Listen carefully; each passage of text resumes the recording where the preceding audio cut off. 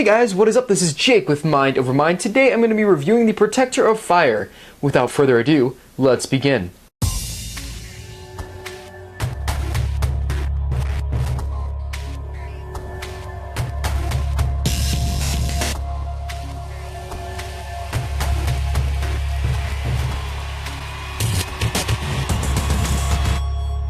Alright guys, and this is the Protector of Fire, and if you guys don't know, the Protector's actually got official names. His name is Narmoto, the Protector of Fire.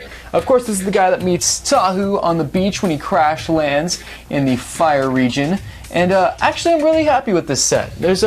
I was thinking I was going to hate it, but before we get into that stuff, I actually really like the set. But before we get into that stuff, in my opinions, let's go ahead and go over the box. This is, of course, the box that it came in, and let's go over set details and things like that. First of all, the age range is 6 through 12. It is set number 70783, and it has 63 pieces. Let's go ahead and move on to the back. Of course, it shows the functions, everything like that, and it shows the combiner model right here, where basically you combine with the Tahu, Master of Fire, and you get the Adrenaline mode. And I'll eventually do some of those reviews in a little bit, but before I do those, I want to finish up all the Protector reviews. And then, of course, the functions and actual size of the mask and everything like that, Skull Spider action. We'll go over that in the actual review. Whoa, he was kind of flopping around there. Anyways, Protector of Fire. So at first when I saw this set and the initial reviews and things like that for it, I wasn't too hyped to actually buy any of the Protectors. It was just something that wasn't really, it didn't have me hooked. I wasn't pumped for it, I wasn't excited, and just by the looks of them and by the builds, I wasn't really enthused about them. But now that I have one in my own possession, I decided to actually do kind of like the Protectors. They actually bring a lot to the table, and each one is slightly different. The build is slightly different, and I didn't know about that either. So that's kind of cool.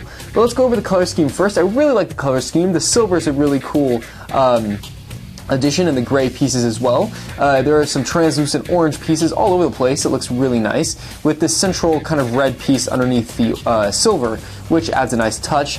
You see his whip type weapons have they're kind of like yellowish, greenish, and they turn into this reddish, orangish color that matches all the other translucent pieces around his build. It looks really nice as well.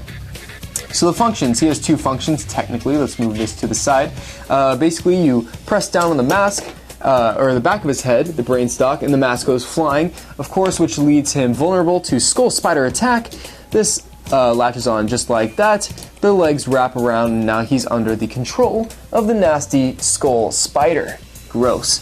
Of course, you can unwrap the legs from behind his head, and if a Toa is nearby to save him, press down on the back of the brain stock, and of course the mask of Skull Spiders goes flying.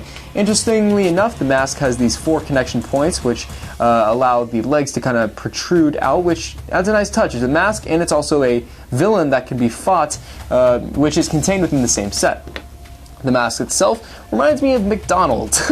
It's yellow with this red translucent. It kind of melds together, and it's a nice touch. But I do like the mask a lot. But I wish that they had designed it to kind of cover the bottom, more of the mouth area of the head. I wish that it had just covered a little bit lower, or extended a little bit lower, just to cover more of its face, because you can kind of see the face kind of slipping out there.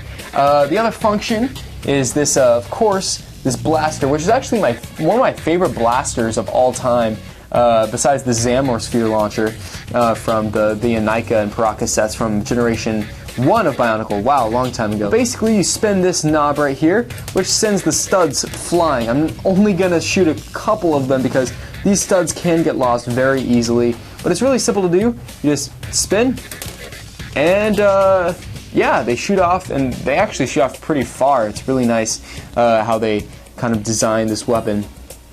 But that's for the functions. I like the functions a lot, but let's go over posability. Posability is okay. There are some things that I really don't like about the Protector of Fire. Let's go ahead and go over those. First off, I wish that the legs were farther apart, the connectors, because I feel like if you try to stand him straight up, his legs come in contact with each other, and you can't actually stand him straight up with his legs fully extended.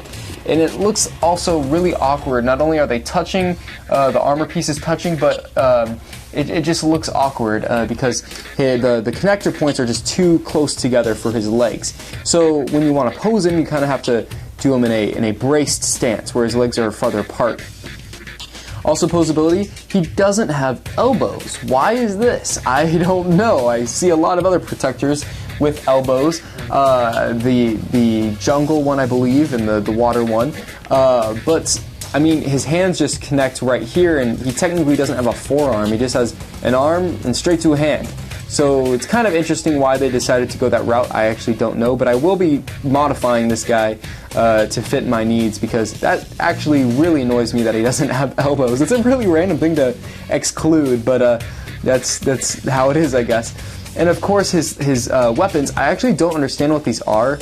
I don't know if they're supposed to be like whip things or swords that are kind of backwards, where he's kind of holding it backwards like a Jedi, like Ahsoka from the Clone Wars, where basically, you know, you hold the sword backwards and slash backhand and stuff like that. But they do look kind of cool, how they kind of just jut out from the back. But overall, I do like the set. I like the color scheme, the aesthetics. I just wish there had been some different decisions made when designing the posability. And I really wish this guy had elbows. But other than that, the set is pretty great for his $10 price. It's a lot more complex than I thought it would be, considering it's one of the lower end Bionicles of Generation 2. There's actually a lot going on behind the scenes in the torso area, how it's constructed, and that's really cool. I like that a lot. Anyways, this has been Jake with Mind Over Mind. Do you like this set? Do you hate this set? Do you want it? Let me know in the comments below, and also what you think about it overall. This has been Jake with Mind Over Mind, and I'll catch you guys in the next video. Peace out.